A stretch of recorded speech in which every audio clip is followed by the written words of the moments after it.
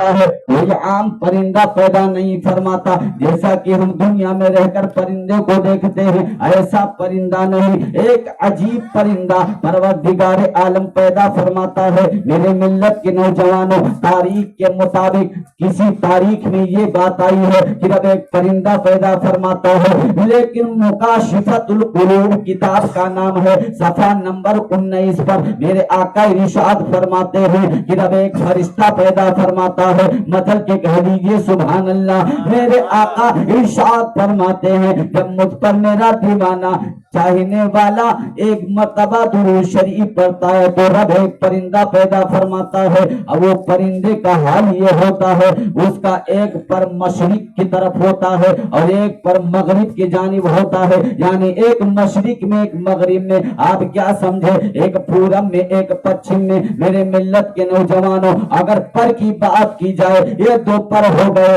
ایک مشرق میں ایک مغرب میں، لیکن پروردگار عالم اس فرشتے کے اندر اتنا پر پیدا کرتا ہے کہ دنیا کے اندر جتنے انسان موجود ہیں، یوں کہہ لیا جائے پروردگار عالم نے 18,000 کم و بیش مخلوقات کو پیدا فرمایا ہے، اتنے پر پروردگار عالم اس فرشتوں کو عطا فرماتا ہے۔ اس فرشتے کو جب اتنا پر ملتا ہے پھر پروردگار عالم ارشاد فرماتا ہے وہ پرندہ کوئی عام پرندہ نہیں، ایک سر اس کا مشرق کے جانب ایک مغرب کے جانب، سر کا حال یہ عرش آدم کے نیچے، پاؤں کا حال یہ ہے کہ 7ویں زمین کے نیچے ہے۔ میرے ملت کے نوجوانوں، رب فرماتا ہے کہ اب تم نور کے سمندر میں گوتے لگاؤ نہاؤ۔ میرے ملت کے نوجوانوں، جب فرشتہ سمندر کے نور کے سمندر میں غوطہ زن ہوتا ہے، جب غوطہ لگاتا ہے، میرے ملت کے نوجوانوں پھر پروردگار عالم کا حکم ہوتا ہے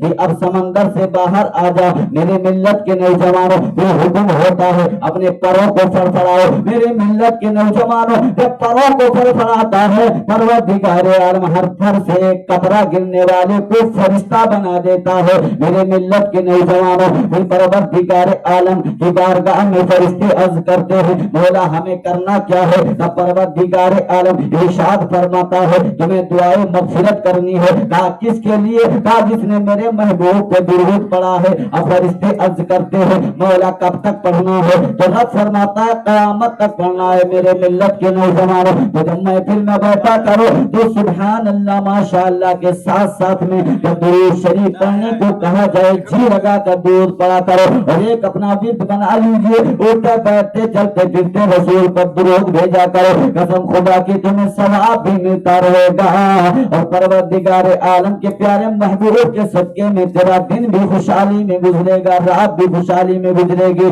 میرے ملت کے نوجوانوں اسی لیے سرکار رسول اعظم رضی اللہ تعالی عنہ کی شان میں بند پڑھ کے انشاءاللہ تعالی میں اپنی خطابت کی طرف بڑھتا ہوں۔ مرتبہ محبت سے کہہ دیجیے سبحان اللہ۔